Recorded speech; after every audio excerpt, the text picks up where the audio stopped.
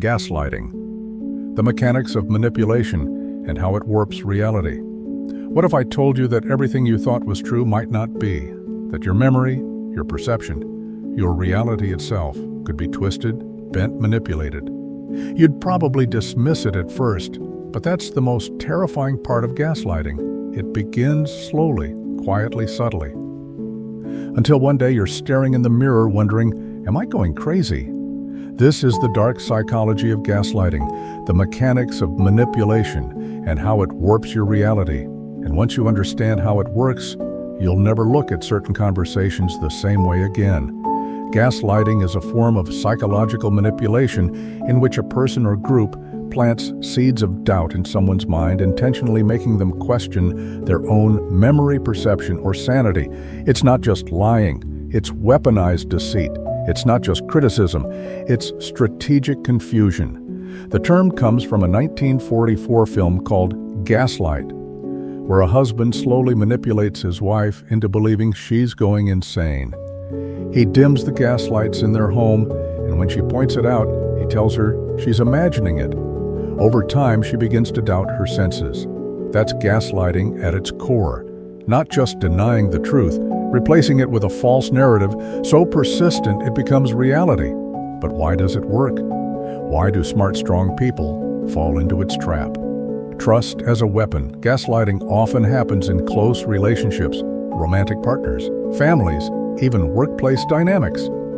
When someone you trust tells you you're wrong, the brain's natural instinct is to reevaluate your stance. It's a survival tool. But gaslighters exploit this reflex, cognitive dissonance. The victim experiences an internal war between what they see and what they're being told. The discomfort leads them to resolve the dissonance by surrendering to the manipulator's version of events. Intermittent reinforcement, like in gambling, gaslighters may sometimes validate your feelings only to undermine them later. This keeps you hooked, always hoping for the next moment of clarity or affection. Gradual erosion. Gaslighting doesn't start with wild accusations. It begins with small contradictions. That's not what I said. You're just being sensitive. Don't you remember? That never happened. Over time, the victim loses trust in their own mind. But what is the actual tactical blueprint of a gaslighter? One, denial.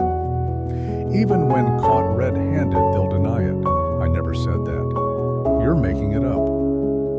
2, minimization. They belittle your emotions. You're overreacting. It was just a joke. They frame your reaction as the problem, not their behavior. 3, diversion. When cornered, they change the subject or shift the blame. Why are you always so negative? What about the time you messed up? 4, trivializing. They make you feel like your concerns are ridiculous. Wow, that's what you're upset about. At withholding, they refuse to engage, pretending confusion. I don't know what you're talking about. You're confusing me. 6, projection. Accusing you of doing what they're actually doing, you're the manipulative one. It's disorienting because it flips the narrative. 7, isolating the victim. They subtly or overtly turn you against your friends and family. They don't really understand you like I do. Eventually, you're alone, and their voice is the only one left in your head. How do you know if it's happening to you? You constantly second-guess yourself. Do you often apologize even when you didn't do anything wrong? 3, you make excuses for their behavior to others.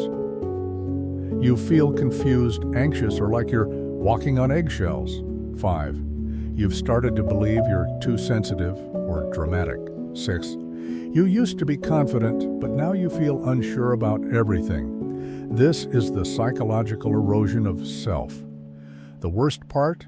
You begin to gaslight yourself. Let's look at where gaslighting shows up.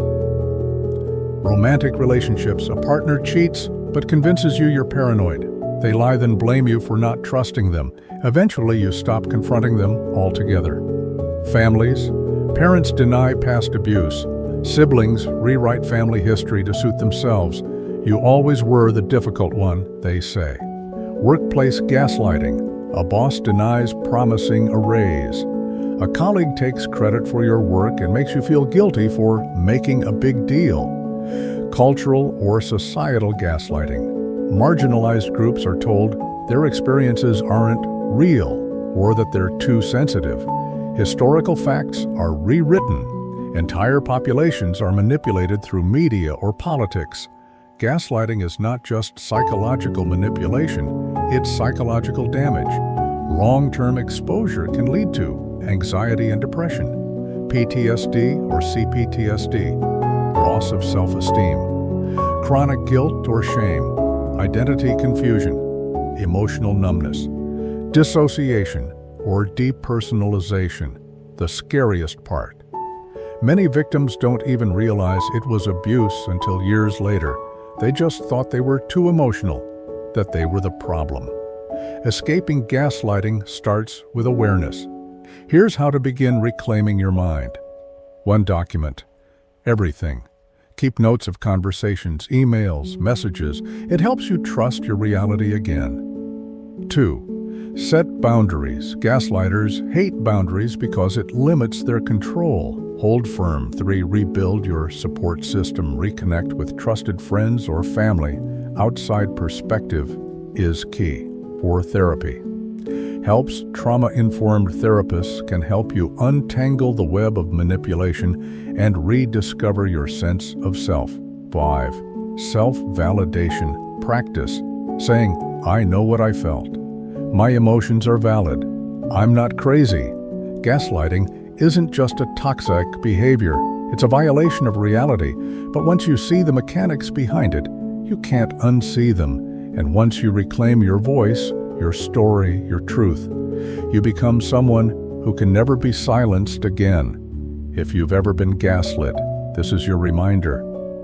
You are not imagining it. You are not crazy. You are not alone. The most powerful weapon of the oppressor is the mind of the oppressed. Let me know if you'd like a version with different punctuation rules or formatting changes.